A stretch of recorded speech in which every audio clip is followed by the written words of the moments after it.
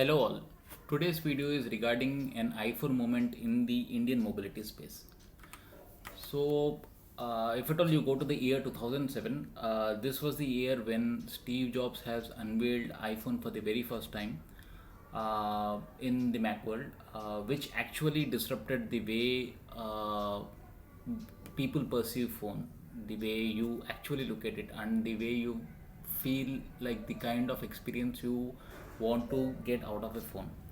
Now, back then, I'm very sure that even Steve Jobs would not have thought uh, how big a revolution which he has started, because the ability for a person or a developer to develop his own applications to run on a device which is handheld by most of the people is something which was unheard of back then. Now, because of this particular revolution, 2007 is the time when the iPhone was released, and 2008 is the year when the App Store was released. For almost a full year, you could only run the pre-installed apps in iPhone, which were 16 of those. Post that only the App Store has started, which actually kick-started the smartphone revolution.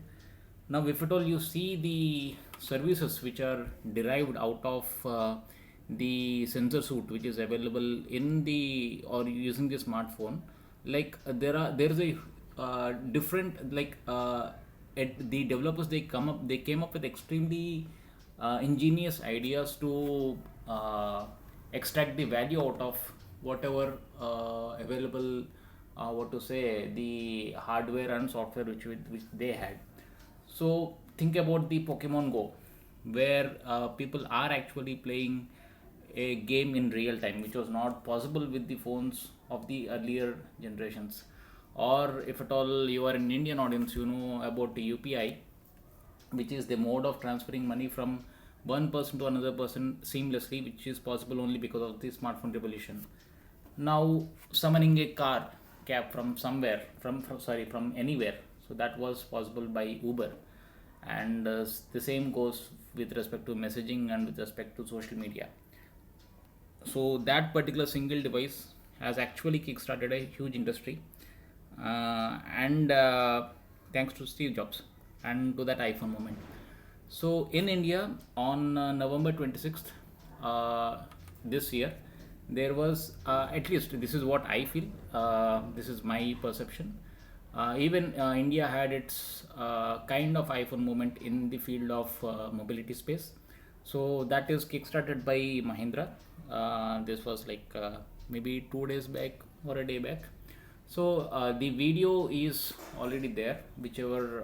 So this is But the YouTube video which has been broadcasted with respect to the unveiling of the first SDV car in the Indian market by the president of Mahindra, Mr. Veluswamy. Now, if at all we go into the details, so Mahindra has launched this particular. So they have basically launched two vehicles. So they are XEV90 and BE60, and they have the same electric skateboard, modular electric skateboard, which they call as the Inglo electric architecture. So this is the skateboard which they are talking about. Now, over this particular skateboard, by they have just made modifications on the body, which actually differentiates between BE60 and XEV90. So these are all the details which have been provided by them. So this is the first SDV car rolled out for public. I think booking starts from the first half of next year, which is 2025.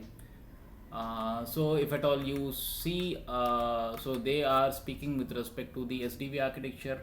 So they call something as Maya Mahindra Artificial Intelligence Architecture. That's what MAI stand for. So this is the production SDV vehicle, where they have the hardware platform which is their Inglo architecture, where they have a layer of the QNX for the base software. They have the car operating system, they have Android, automotive Android, and on top of it you have these standard applications. You are connected to the cloud.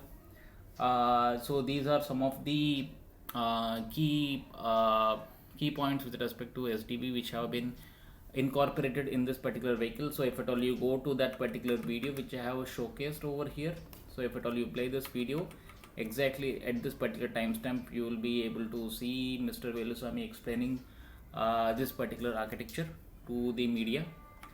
And this is the domain architecture which they have come up with. So HPC, which is the crucial part of SDV, so they have 3 of those. So they have a HPC for connect cockpit, they have another HPC for the vehicle, and they have an HPC for ADAS. Now if at all you see the superhighway over here for data transmission, this is via Ethernet, where they claim that it is about 1 Gbps speed, and they have the CAN FD connected to the multiple nodes, and from there you have the basic CAN for getting the data from the sensors, which is different from the earlier distributed architecture where you have only one gateway. They are talking about 2 gateways over here, one connected to the cockpit and another connected to the vehicle. Now this details also can be seen in this particular timestamp. So what if at all you see their architecture, so there is a cloud part of this particular vehicle also. So if at all you have a car, it is connected to a cloud, generally it is Azure, AWS or Google Cloud, or maybe it could be a private cloud or whatever, which is being sold as part of the means, which is basically something like you will slowly start to have a digital twin of your car, where you can get services with respect to predictive maintenance, or maybe you can see with respect to fleet management or whatever it could be. So we have to see till like what could be the